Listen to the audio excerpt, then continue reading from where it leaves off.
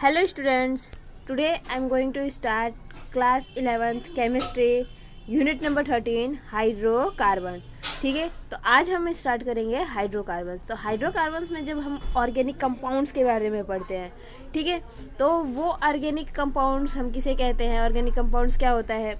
तो organic compound जो हम पढ़ते हैं जिसमें हम स्टडी करते हैं किसकी, तो हाइड्रोकार्बन्स की और हाइड्रोकार्बन्स के डेरिवेटिव्स की। ठीक है, तो हाइड्रोकार्बन्स क्या है, हाइड्रोकार्बन्स हम जैसे कि पढ़ते हैं कार्बन और हाइड्रोजन, ऐसे कंपाउंड जो कंपाउंड क्या कंटेन करे, कार्बन और हाइड्रोजन।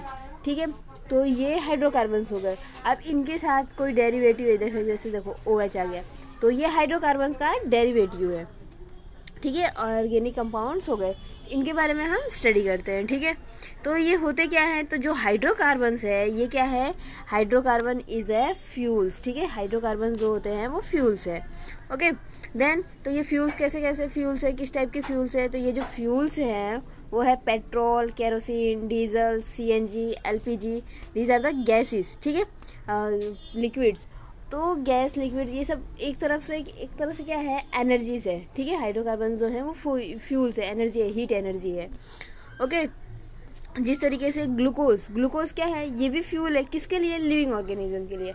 मतलब अगर हमारे में अंदर एनर्जी है तो वो एनर्जी किसकी वजह से है, तो वो एनर्जी ग्लूकोज की वजह से है। ठीक है, तो अब ये जो हाइड्रोकार्बन्स हैं ये स्टार्टिंग मटेरियल्स होते हैं मेडिसिन्स के, डाइज के। ठीक है, तो जो हम मेडिसिन्स खाते हैं या फिर जो डाइज यूज़ करते हैं, हमारे कपड़े में होते हैं, हम डाइज यूज़ करते हैं। ठीक है, कलर्स जो हो गए, तो वो डाइज के अंदर हाइड्रोकार्बन्स का यूज़ होता है। Then solvent, as a solvent भी यूज़ होता है हाइड्रोकार्बन का। देन पॉलीमर्स में यूज़ होता है। ठीक है, नाउ अब यहाँ पे हम क्लासिफिकेशन देखेंगे, क्लासिफिकेशन ऑफ हाइड्रोकार्बन। ठीक है, हाइड्रोकार्बन को दो पार्ट्स में क्लासिफाई किया गया है। तो दो पार्ट्स कौन से हैं, वो है saturated hydrocarbon and unsaturated hydrocarbon. ठीक है, तो हाइड्रोकार्बन जो है वो दो क्लास में क्लासिफाइड किए गए हैं, एक है saturated hydrocarbon and another is unsaturated hydrocarbon. Saturated hydrocarbon क्या होता है, तो saturated hydrocarbon that is carbon carbon के बीच में सिंगल बॉन्ड है, that is saturated hydrocarbon. Unsaturated hydrocarbon क्या होगा, तो कार्बन कार्बन के बीच में डबल बॉन्ड हो या फिर कार्बन कार्बन के बीच में ट्रिपल बॉन्ड हो, date is unsaturated hydrocarbon.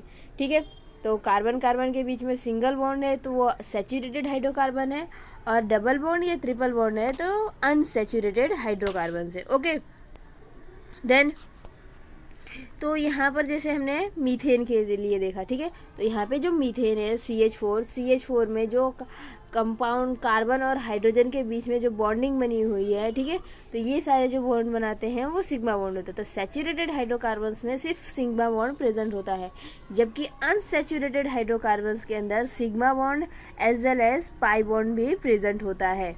Okay, then ethane, देखो यहाँ पे इथेन C2H6। ठीक है, तो यहाँ पे C2H6 है, हमको इसको CH3 के फॉर्म में भी लिखते हैं। तो CH यहाँ पे जो कार्बन कार्बन के बीच में जो बॉन्ड हमें दिख रहा है वो बॉन्ड कैसा है, सिंगल बॉन्ड है। ठीक है, इसका मतलब ये है कि जो हमने इथेन लिया हुआ है वो सैचुरेटेड हाइड्रोकार्बन है। ओके, फिर हम देखेंगे अनसैचुरेटेड हाइड्रोकार्बन। यहाँ पे अनसैचुरेटेड हाइड्रोकार्बन जिसके अंदर जो बॉन्डिंग है, देखो ये बॉन्डिंग कैसा है, डबल बॉन्ड है। ठीक है, तो ये इसको हम इथीन बोलेंगे, C2H4 इथीन। ठीक है, और ट्रिपल बॉन्ड भी हो सकता है, तो C ट्रिपल बॉन्ड C और दो हाइड्रोजन। ठीक है, तो यहाँ पर ये क्या हो गया, इथाइन। तो ये भी अनसैचुरेटेड हाइड्रोकार्बन्स है। इनके अंदर देखो यहाँ पे सिग्मा बॉन्ड प्रेजेंट है as well as pi bond present है। ठीक है, तो सिग्मा बॉन्ड और पाई बॉन्ड दोनों ही प्रेजेंट है, तो वो अनसैचुरेटेड हाइड्रोकार्बन्स है। ओके, देन नेक्स्ट है अल्केन। अब हम यहाँ पे अल्केन के बारे में डिस्कस करेंगे। अल्केन में कौन आ गया, तो अल्केन में जो आता है वो क्या हो गया, सैचुरेटेड हाइड्रोकार्बन्स। ठीक है, अल्कीन और अल्काइन जो होते हैं वो अनसैचुरेटेड हाइड्रोकार्बन्स होते हैं। तो अल्केन जो है वो सैचुरेटेड हाइड्रोकार्बन है। ओके, इसका जो जनरल फार्मूला है ये इसका जनरल फार्मूला होगा CnH2n+2। ठीक है, ये अल्केन का जनरल फार्मूला है CnH2n+2। ओके, अब यहाँ पे n जो है वो क्या है, n is the number of carbon. ठीक है, n is the number of carbon. Okay, तो यहाँ पे देखो CnH2n+2। ओके, अब यहाँ पे n क्या है, नंबर ऑफ कार्बन। जैसे कि अगर कार्बन का नंबर 1 है C1, ठीक है, तो हाइड्रोजन कितना होगा, तो H2n1+1। ठीक है, तो यहाँ पे हमारा जो फॉर्मूला आएगा वो क्या होगा, CH4। ओके, यहाँ पे CH4 हो गया, दैट इज ये क्या है, दैट इज मीथेन।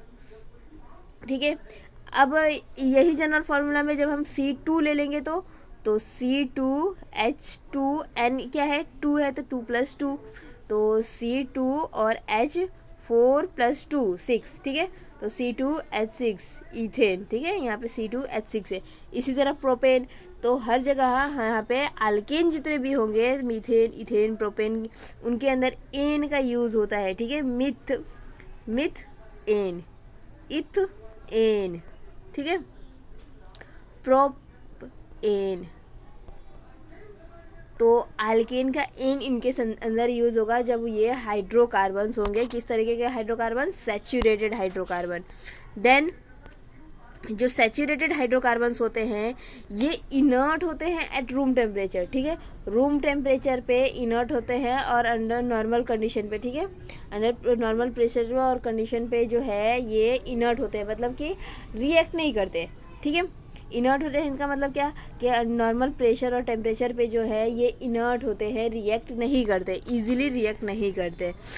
इनको पैराफिन्स भी कहा जाता है। ठीक है, पैराफिन्स भी कहा जाता है। पैराफिन्स मतलब भी वही होता है कि लेस रिएक्टिव। देन इनकी जो हाइब्रिडेशन होती है, वो हाइब्रिडेशन होती है sp3। इनका जो स्ट्रक्चर होता है वो टेट्राहेड्रल होता है। देखो यहाँ पे जो हमने कार्बन का शेप लिया है, तो देखो इस शेप को, जो यहाँ पे ये जो कार्बन है, इस कार्बन का हाइब्रिडेशन है sp3। ठीक है, और ये जो ज्योमेट्री है इस कार्बन पूरे स्ट्रक्चर की यहाँ पे, तो ये जो है ये ज्योमेट्री इसकी टेट्राहेड्रल है। और यहाँ पे ये जो हाइड्रोजन, कार्बन और हाइड्रोजन, इसके बीच में जो बॉन्ड एंगल बन रहा है वो बॉन्ड एंगल होगा 109.5 डिग्री का। ठीक है, ये इनके बीच में बॉन्ड एंगल बना हुआ है। ओके, इसके बाद यहाँ पे हम अगर देखें कि जो बॉन्ड लेंथ होता है वो तो देखो यहाँ पे जो कार्बन के बीच में जो बॉन्ड लेंथ है, देखो यहाँ पे ये हमने इथेन लिया है। ठीक है, CCH3। ठीक है, तो यहाँ पे ये जो बॉन्ड लेंथ है यहाँ कार्बन के बीच में, ये बॉन्ड लेंथ 153.5 पिकोमीटर का होता है। और यहाँ पे जो कार्बन हाइड्रोजन के बीच में बॉन्ड लेंथ होता है वो बॉन्ड लेंथ है 112 पिकोमीटर। ठीक है, तो यहाँ पे 112 पिकोमीटर जो बॉन्ड लेंथ है वो कार्बन और हाइड्रोजन के बीच में है, और कार्बन के जो बीच में बॉन्ड लेंथ है वो 153.5 पिकोमीटर का होता है। एक्चुअली इसमें हम 154 पिकोमीटर भी बोलते हैं। ठीक है, देन नेक्स्ट है आइसोमेरिज्म्स एंड नोमेनक्लेचर। ठीक है, तो सबसे पहले आइसोमेरिज्म्स क्या होते हैं, आइसोमर्स हम किसे कहते हैं, आइसोमर्स। तो isomers that is same molecular formula but different properties. ठीक है, तो यहाँ पे मॉलिक्यूलर फार्मूला अगर दो आइसोमर्स हैं तो उनका मॉलिक्यूलर फार्मूला सेम हो बट डिफरेंट क्या हो, उनकी प्रॉपर्टीज डिफरेंट हो, तो उसे हम आइसोमर कहते हैं। या फिर स्ट्रक्चर डिफरेंट हो तो उसे हम आइसोमर्स कहते हैं। यहाँ पर एग्जाम्पल के तरीके पे हमने लिया हुआ है ब्यूटेन। ठीक है, तो यहाँ पे जो ब्यूटेन हमने लिया है, देखो यहाँ पे ब्यूटेन में क्या है, तो ये नॉर्मल ब्यूटेन है, CH3 CH2 CH2 CH3। ठीक है, ब्यूटेन हुआ, तो यहाँ पे ये ब्यूटेन है। दूसरा देखो आइसो ब्यूटेन है, यहाँ पे आइसो CH3 CH3। ठीक है, तो ये जो आइसो ब्यूटेन है, देखो यहाँ पे मॉलिक्यूलर फार्मूला इनका सेम है। मॉलिक्यूलर फार्मूला क्या है, C4H10। ठीक है, तो दोनों में C4 4 कार्बन है और 10 हाइड्रोजन है। ठीक है, तो मॉलिक्यूलर फार्मूला सेम है बट डिफरेंट क्या है, इनका जो स्ट्रक्चर है वो डिफरेंट है। ठीक है, तो इसकी वजह से इनकी प्रॉपर्टीज डिफरेंट हो गई। ठीक है, तो ये जो आइसोमर्स हैं, देखो ये आइसोमर दो तरह के आइसोमर्स हैं। ये किस टाइप वाले आइसोमर्स हैं, ये दोनों एन ब्यूटेन और आइसोब्यूटेन। तो ये जो ब्यूटेन्स हैं ये ब्यूटेन स्ट्रक्चरल आइसोमर्स है। ठीक है, हमने आइसोमर्स के टाइप्स पढ़े थे चैप्टर नंबर 12 में। तो ये जो आइसोमर्स हैं ये स्ट्रक्चरल आइसोमर्स हैं। ओके, नेक्स्ट है पेंटेन। तो यहाँ पे देखो पेंटेन जो है, इस पेंटेन के अंदर मॉलिक्यूलर फार्मूला इसका क्या होगा पेंटेन का, तो पेंटेन का मॉलिक्यूलर फार्मूला होगा C5H12। ठीक है, ये पेंटेन का मॉलिक्यूलर फार्मूला है। अब यहाँ पे पेंटेन में देखो हमने इसके 3 आइसोमर्स बनेंगे पेंटेन के। यहाँ पे पेंटेन के आइसोमर्स 3 बन रहे हैं। देखो एन पेंटेन बना, आइसोपेंटेन बना और नियो पेंटेन बना। ठीक है, सबका मॉलिक्यूलर फार्मूला सेम है, जो स्ट्रक्चर है वो डिफरेंस है। तो इन्हें हम स्ट्रक्चरल आइसोमर्स कहते हैं। स्ट्रक्चर आइसोमर्स के अंदर ये चेन आइसोमर्स है।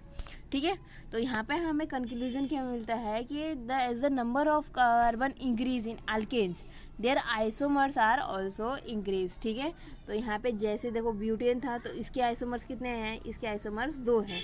यहाँ पे पेंटेन आया, ठीक है, तो इसके आइसोमर्स इंक्रीज हो गए, इसके कितने आइसोमर्स बने 3। ठीक है, तो जैसे जैसे कार्बन का नंबर इंक्रीज होगा अल्केन के अंदर तो उसके आइसोमर्स भी इंक्रीज होंगे। ठीक है, तो यहाँ पे भी हम देख लेते हैं। देखो जैसे कि यहाँ पे कंक्लूजन हमारा मीथेन, तो यहाँ पे ये जो नंबर्स लिखे हैं ये नंबर्स ऑफ आइसोमर्स हैं। ठीक है, तो मीथेन है तो मीथेन में 1 आइसोमर्स है, इथेन में 1 आइसोमर्स, प्रोपेन के 1 आइसोमर्स, ब्यूटेन, तो ब्यूटेन में कार्बन नंबर देखो यहाँ पे तो इनके कोई आइसोमर्स पॉसिबल्स नहीं है क्योंकि एक ही कार्बन है, तो इसके आइसोमर्स पॉसिबल क्या होगा, दूसरा स्ट्रक्चर बनाओगे भी क्या, इथेन में भी यही है और प्रोपेन में भी वही है। ठीक है, ब्यूटेन से आइसोमर्स स्टार्ट होते हैं, तो ब्यूटेन्स के जो होते हैं वो 2 आइसोमर्स, पेंटेन के 3, हेक्सेन के 5, हेप्टेन के 9।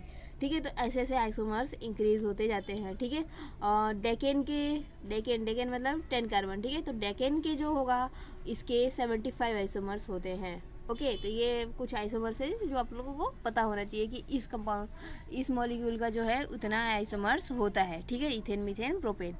ओके, अब देखो यहाँ पे कि आइसोमर्स में हमें ये याद रखना है कि जैसे जैसे कंपाउंड्स की ब्रांचेस इंक्रीज होती हैं। ठीक है, देखो ये मॉलिक्यूल्स है तो इनके जो है ब्रांचेस इंक्रीज हुई। पहले नॉर्मल पेंटेन था, फिर एक ब्रांच इंक्रीज हुआ आइसोपेंटेन, नियोपेंटेन। ठीक है, तो मॉलिक्यूलर फॉर्मूला सेम है, ब्रांचेस इंक्रीज हुई। ठीक है, ब्रांचेस चेन इंक्रीज होगा। ठीक है, चेन अगर ऐसे लॉन्ग चेन सीधी बढ़ती जाए, चेन इंक्रीज होगा तो इसकी बॉइलिंग पॉइंट जो है वो भी इंक्रीज होगा। ठीक है, चेन इंक्रीज होगा तो इसकी बॉइलिंग पॉइंट भी इंक्रीज होगी। नेक्स्ट, अगर ब्रांचेस इंक्रीज हो रही है, ठीक है, चेन की जगह ब्रांचेस इंक्रीज हो रही है, नंबर ऑफ कार्बन सेम रहेगा और ब्रांचेस इंक्रीज हो रही है तो बॉइलिंग पॉइंट जो है वो डिक्रीज होगा। ठीक है, तो यहाँ पे जो बॉइलिंग पॉइंट है, जैसे कि देखो यहाँ पर ब्यूटेन में हमने देख लिया, ब्यूटेन में तो नॉर्मल ब्यूटेन है, इसका जो बॉइलिंग पॉइंट होगा वो हाई होगा। किससे हाई होगा, तो आइसोब्यूटेन से। ठीक है, तो आइसोब्यूटेन का जो बॉइलिंग पॉइंट है वो लो होगा। ओके, इसी तरह इसमें पेंटेन में भी होगा। पेंटेन में नॉर्मल पेंटेन का जो बॉइलिंग पॉइंट है वो है 309। ठीक है, अब उससे कम आइसोपेंटेन का होगा, तो यहाँ पे आइसोपेंटेन का बॉइलिंग पॉइंट 301। ठीक है, फिर नियोपेंटेन में जाएंगे तो ये उससे भी कम होता जाएगा। तो ब्रांचेस इंक्रीज होती है। ठीक है, ब्रांचेस इंक्रीज होगी तो क्या इंक्रीज होगा, तो इंक्रीज कुछ नहीं होगा, बॉइलिंग पॉइंट जो है वो डिक्रीज हो जाएगा। ठीक है, तो number of branches increase, boiling point is decrease. ठीक है, याद रखना है सेम। अगर एक ही मॉलिक्यूलर फार्मूला है और उसके आइसोमर्स हैं, तो आइसोमर्स में अगर लॉन्ग चेन है तो उसका बॉइलिंग पॉइंट हाई होगा और ब्रांचेस है तो ब्रांचेस में उसका बॉइलिंग पॉइंट डिक्रीज हो जाएगा। ठीक है, इसके बाद हम देखेंगे टाइप्स ऑफ कार्बन के टाइप्स होते हैं। ठीक है, तो टाइप्स ऑफ कार्बन में सबसे पहले हम यहाँ डिस्कस करेंगे प्राइमरी कार्बन। ठीक है, तो यहाँ पर जो प्राइमरी कार्बन है वो हमने ये लिखो लिया है प्राइमरी कार्बन। अब इस प्राइमरी कार्बन में है क्या, तो जो अल्काइल ग्रुप है। ठीक है, यहाँ पे हमने जो आर जो है आर, यहाँ पे क्या है अल्काइल ग्रुप, तो ये आर जो है अल्काइल ग्रुप कार्बन और 2 हाइड्रोजन से अटैच्ड है और इधर लॉन्ग चेन या फिर फंक्शनल ग्रुप होगा। ठीक है, तो अब जब यहाँ पे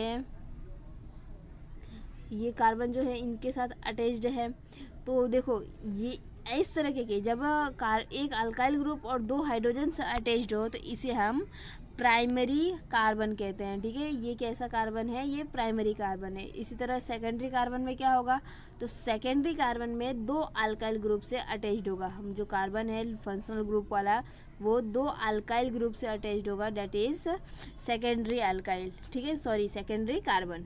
इसी तरह टर्सरी कार्बन हमारा जो है वो क्या है, तो 3 अल्काइल ग्रुप से अटैच्ड है। ठीक है, यहाँ पे 3 अल्काइल ग्रुप से अटैच्ड है तो वो टर्सरी कार्बन। और क्वाटरनरी कार्बन में क्या है, तो क्वाटरनरी कार्बन में ये 4 अल्काइल ग्रुप से अटैच्ड है। ठीक है, 4 अल्काइल ग्रुप से कार्बन जब अटैच्ड होगा तो डेट इज क्वाटरनरी कार्बन। ठीक है, तो अभी तक हम ये देखेंगे। इसके नेक्स्ट क्लास में हम देखेंगे प्रिपरेशन ऑफ अल्केन। ओके।